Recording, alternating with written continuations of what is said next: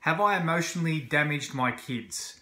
So I reckon I get this question on almost a daily basis when I'm working with parents and I'm helping them work through the emotional layers of triggers and traumas and negative events and all that types of stuff, releasing all the buttons and the negative emotions. And the question always pops up, Scott, what damage have I now done to my kids? Have I passed all this on to my kids? So the short answer is no, and I'll explain why. In a previous video I made was about the crystal children. So it's the children who are 21 years and younger.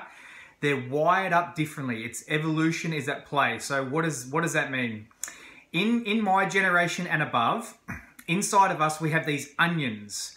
They're like emotional layers of things that we need to work through. So a big part of our life's purpose is to release these emotional layers, is to work through all the layers of all the negative events and all the traumas and all the things that we've been through.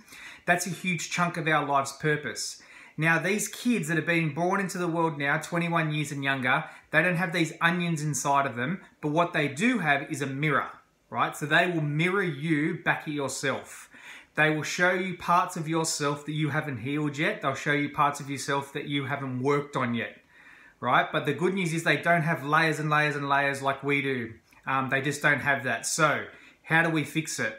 The best way to fix those types of problems in your kids is by fixing it in yourself first. So if you see them with anger, that means there's anger from either within you or within your partner that needs to be released and worked on. So use them as mirrors. Whatever you see within them is coming from potentially from within you or from your partner. So it's something that you need to work on yourself.